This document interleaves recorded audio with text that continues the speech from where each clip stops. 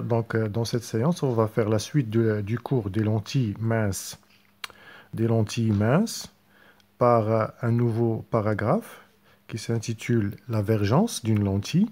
Donc, on va faire une expérience par ces deux lentilles. D'abord, on remarque leur forme. Ils sont toutes les deux des lentilles convergentes, des lentilles minces à bord, minces qui sont épaisses au milieu et minces au bord. Mais on voit clairement que celle-là, elle est plus épaisse au milieu que celle-là. Donc on va voir comment vont se comporter lorsqu'on envoie sur elle un un faisceau parallèle, un faisceau lumineux parallèle.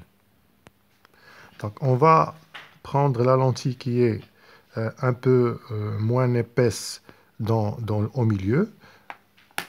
Donc, il transforme ce faisceau parallèle en un faisceau convergent en un point qui est assez loin.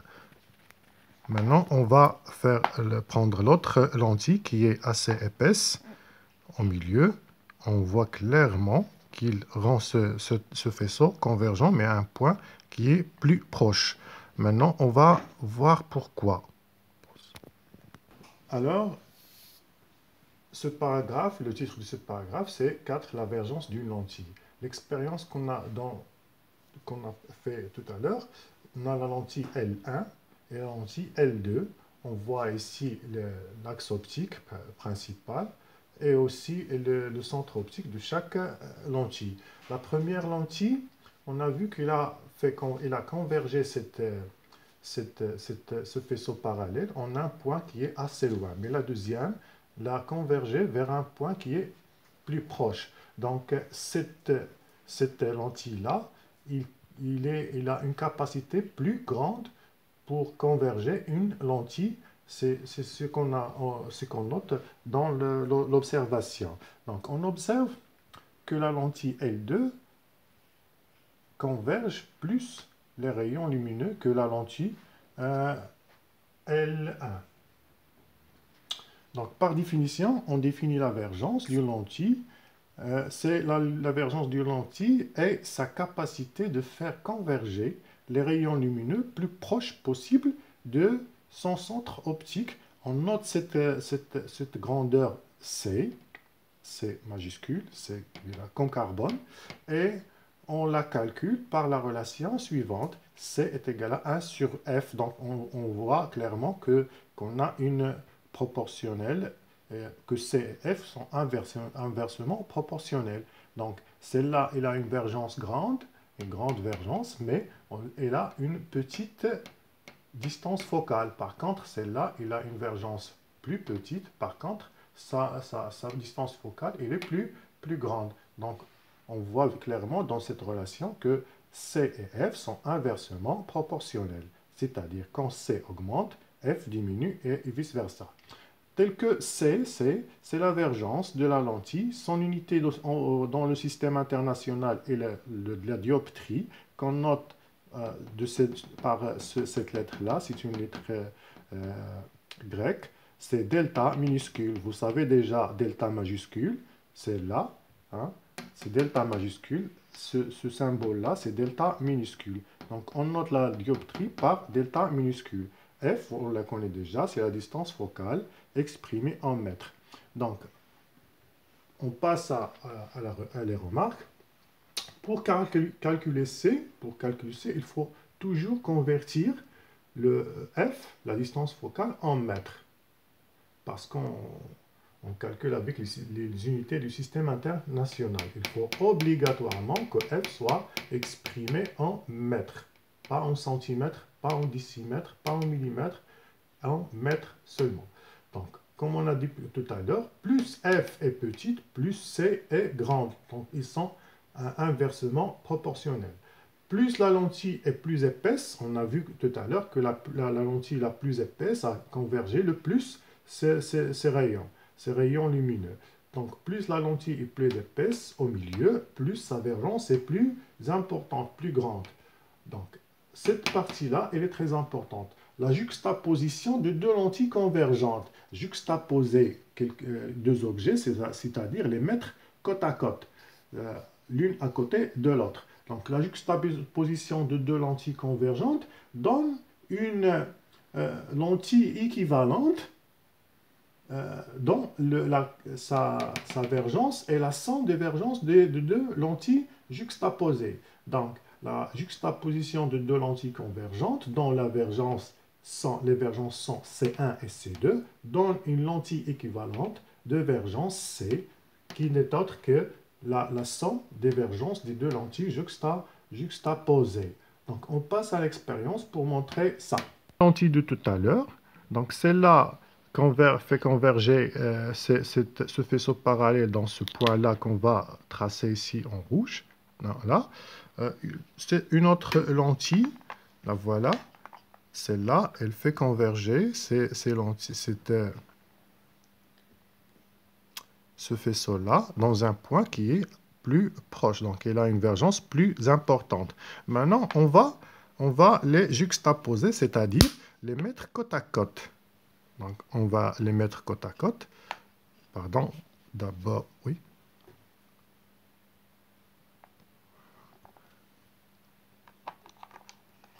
On va les mettre comme ça. Le premier et la deuxième. Et on voit clairement que les deux donnent... C'est comme on a fait... c'est comme on a une lentille convergente aussi, mais il a une vergence plus importante que les deux lentilles, chacun tout seul. Voilà. Merci.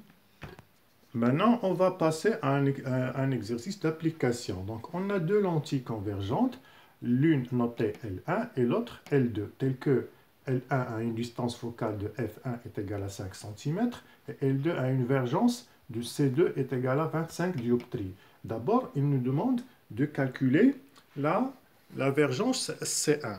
Donc, le petit 1, on va calculer la vergence. C'est simple, c'est très simple. Donc, la vergence C, donc la vergence de la lentille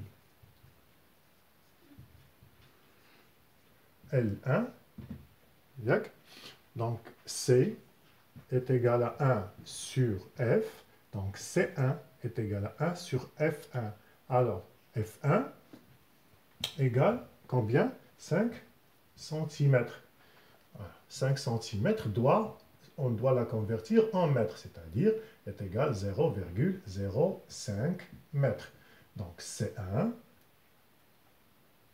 je vais l'écrire ici, C1 égale 1 sur 0,05.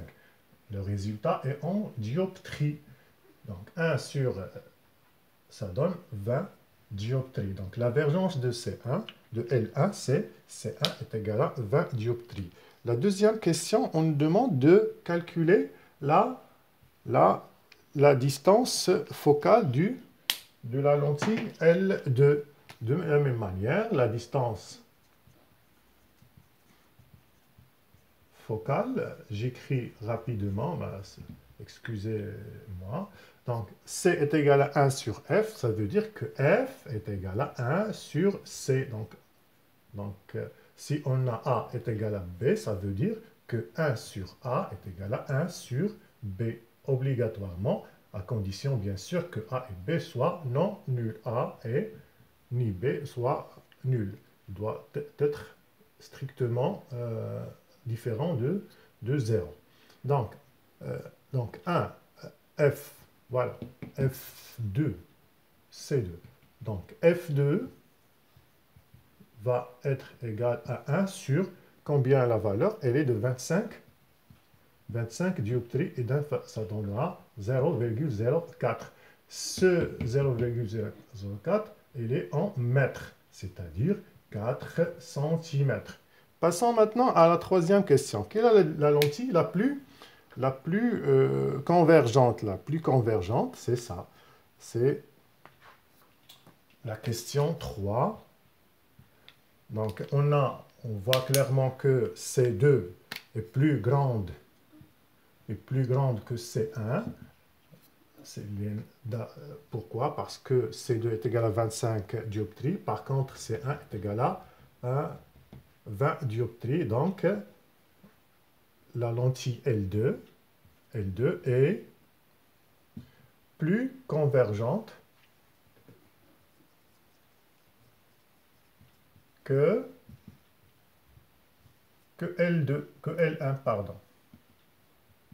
La troisième question, là, on juxtapose les deux lentilles L1 et L2 pour avoir une lentille équivalente.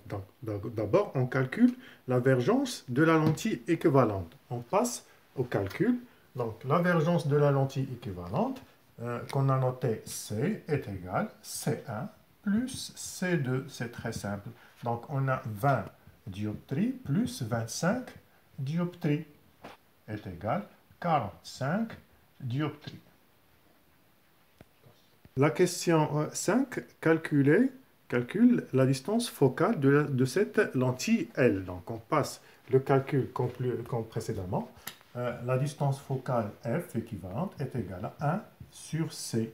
1 sur C équivalente, donc, est égal à 1 sur 45 dioptries. Le résultat est de 0,022 mètres. Donc, on le convertit en centimètres. Donc, c'est 2,2 cm. C'est 2,2 cm. Donc, la question 6, il nous demande de dessiner un schéma représentant la lentille L avec ses caractéristiques qui sont le delta et O, F, F' et la distance focale. Le voilà. On a la lentille L, on a l'axe optique principal qu'on a noté delta, le centre optique, et F', on l'a mise à une distance de petit f qui n'est autre que la distance focale, F', et F est égal, la distance OF' est égale OF, le foyer principal objet, à une distance de 2,2 cm. Et c'est tout. C'est simple.